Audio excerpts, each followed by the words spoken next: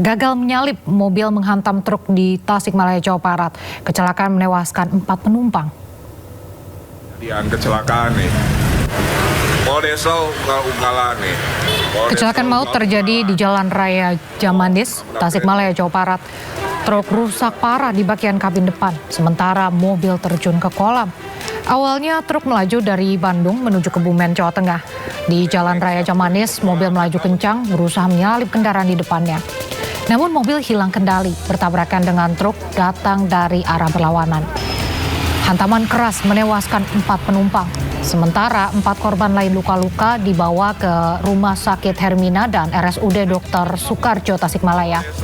Seluruh korban merupakan satu rombongan keluarga asal Kalideres, Jakarta Barat.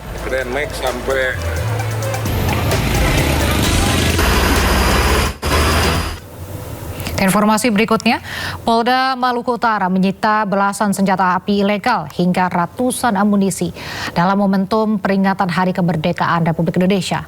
Dugaan kuat senjata-senjata akan dikirim ke kelompok bersenjata di Papua. Puluhan pucuk senjata api menjadi barang bukti dalam konferensi pers di halaman kantor Gubernur Maluku Utara di Sofifi. Senjata api semula akan dikirim ke Papua, antara lain 11 pucuk senapan dan 5 pucuk senjata api laras pendek, 4 magasin, serta ratusan butir amunisi berbagai kaliber. Sejumlah senjata diserahkan 5 warga di Kabupaten Halmahera Utara. Ada pula senjata api ilegal yang akan dijual pemiliknya ke kelompok KKB di Papua.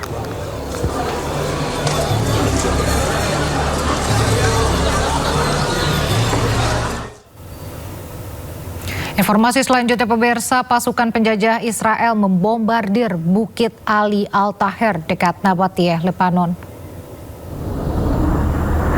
Pesawat tempur Zionis menargetkan Bukit Ali Al-Taher di dekat kota Nabatiyeh di Lebanon Selatan. Rekaman video menunjukkan hantaman serangan di lereng bukit dengan kilatan ledakan dan suara dengung yang berputar-putar di area sekitarnya. Teroris IDF berdalih militernya menargetkan infrastruktur teror Hizbullah di daerah Nabatiyeh dan Ansar.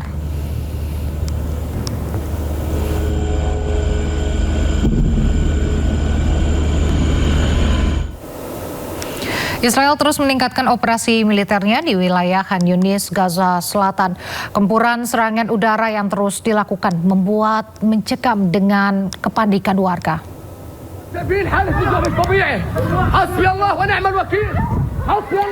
Ratusan warga Palestina terpaksa berlari untuk menyelamatkan diri dalam situasi yang mencekam. Warga yang putus asa merasa terjebak dan menjadi sasaran serangan Israel. Pihak militer Israel lagi-lagi berdalih bahwa operasi militer tersebut merupakan upaya untuk melumpuhkan infrastruktur kelompok bersenjata. Gempuran artileri dan serangan udara yang begitu masif menyebabkan kerusakan parah pada area permukiman warga di sektor timur dan selatan Khan Yunis.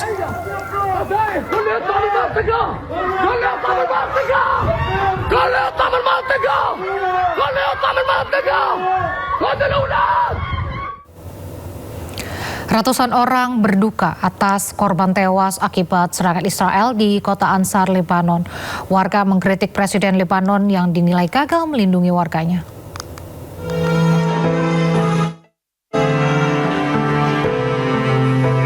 Inilah 7 jenazah warga Nabatiyeh, Lebanon yang syahid akibat agresi militer Zionis. Untuk menghormati para korban, peti jenazahnya dibungkus bendera pejuang Hizbullah. Kepergian para korban diratapi sejumlah kerabat dan warga. Warga Nabatiyeh mengkritik pemerintah Lebanon yang dinilai gagal melindungi warganya. للصراحة ما ملاقي كلمة ولا الدولة اللبنانية، انتم بتقولوا انه انتم دولتنا وانتم بدكم تحمونا، اي حماية هيدي؟ وين هيدول المواطنين اللبنانيين اللي كانوا امبارح عزل؟ اغتالوهم، هيدا اغتيال ام وبين واطفالهم، وينك يا رئيس الجمهورية حضرتك؟ Jumlah korban syahid sejak agresi militer Zionis pada bulan Maret telah meningkat menjadi 4.346 orang tewas dan 12.301 orang terluka. Sementara itu, Presiden Lebanon Joseph Aoun hanya bisa mengutuk serangan Israel tanpa memberikan perlawanan. Iran menyatakan batas waktu 60 hari untuk bernegosiasi dengan Amerika Serikat tak lagi relevan. Hal itu setelah Washington dinilai melanggar kesepakatan yang telah disepakati kedua negara pada 17 Juni lalu.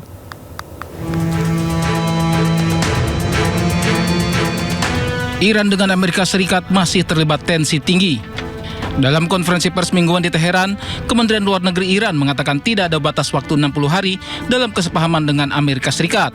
Hal itu sebagai tanggapan Iran atas pemberitaan sejumlah media bahwa batas waktu 60 hari setelah nota kesepahaman Iran-AS berakhir Senin kemarin.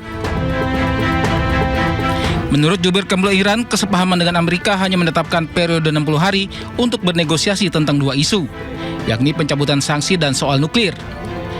Periode tersebut dapat diperpanjang jika kedua pihak belum capai kesepakatan.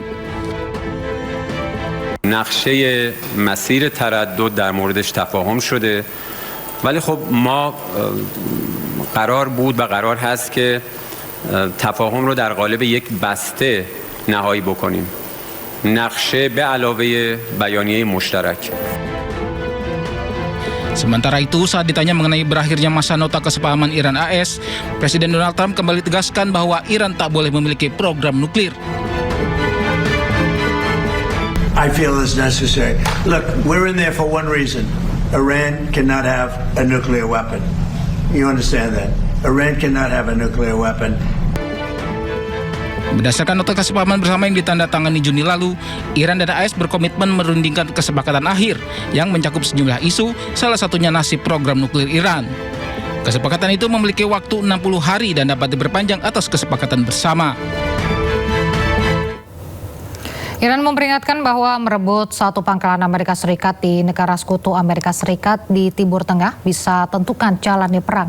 Peringatan tersebut disampaikan Iran setelah jangka waktu 60 hari kesepahaman Iran-Amerika berakhir kemarin.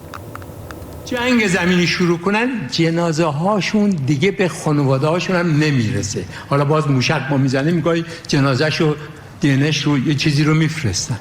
اما اینجا اونم دیگه بهش نمیرسن. اما ما که میگیم جنگ زمینی این واقعیه. ما یه دونه پایگاه امریکایی‌ها رو بگیریم تو عراق، تو کویت یا در بحرین یکشون بگیریم سرنوشت جنگ با بزرگترین ارتش امپریالیستی جهان رو ما نهایی میکنیم و تمامش میکنیم. Utusan Amerika Serikat Jared Kushner bertemu kepala Hamas Khalil Al-Hayya di El Alamein, Mesir. Pertemuan ini juga dihadiri pejabat Dewan Perdamaian Nikolai Mladenov, mantan Perdana Menteri Inggris Tony Blair, dan para mediator regional. Mereka berupaya memecahkan kebuntuan terkait fase kedua rencana perdamaian di Gaza. Hamas menuduh Israel gagal memenuhi kewajibannya karena aksi militer yang terus berlanjut di Gaza. Sementara itu, Netanyahu secara terbuka menolak proposal perdamaian Trump pekan lalu.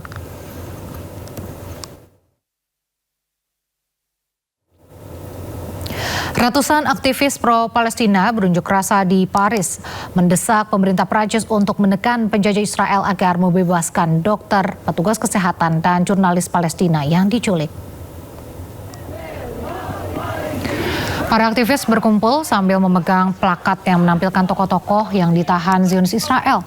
Euro-Palestine menyatakan pengakuan Presiden Emmanuel Macron terhadap negara Palestina tidak membawa perubahan positif terhadap hak-hak warga Palestina atau akses bantuan kemanusiaan ke Gaza. Sementara itu, aktivis Capio Euro-Palestine menyerukan pembebasan sandera, diakhirinya perang di Gaza dan mendesak tindakan yang lebih tegas terhadap teroris Israel. Aksi unjuk rasa ini terjadi di tengah kebuntuan diplomasi dalam upaya untuk mengakhiri konflik di Gaza.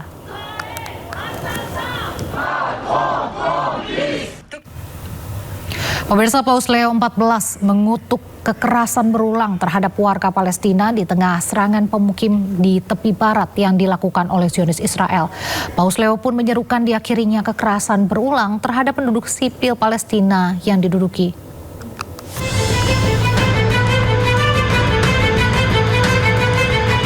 Berbicara menjelang doa Angelus di Istana Apostolik di Castel Gandolfo, Paus Leo XIV mendesak komunitas internasional untuk mendorong upaya menuju solusi dua negara antara Palestina dan Israel. Permohonan ini disampaikan setelah adanya laporan bahwa keluarga-keluarga Palestina di Kusro, selatan Nablus telah dikurung di rumah mereka oleh pemukim Israel dengan akses air dan listrik diputus. Ketegangan terbaru di Kusro terjadi di tengah meningkatnya serangan pemukim di seluruh tepi barat yang dilakukan Zionis Israel. Vatikan pun telah berulang kali mendukung solusi dua negara melalui negosiasi untuk konflik Palestina-Israel yang didasari hak dan martabat yang sama bagi warga Palestina dan Israel. Rinnovo il mio appello affinché cessino le ripetute violenze contro la popolazione civile palestinese in Cisgiordania e chiedo con urgenza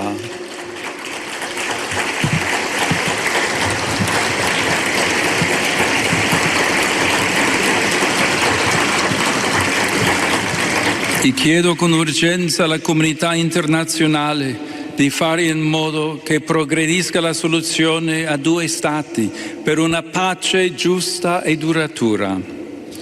Questa settimana avranno inizio i Giochi del Mediterraneo, che si svolgeranno a Taranto. Essi coinvolgeranno diversi paesi di Africa, Asia ed Europa che appartengono all'area mediterranea.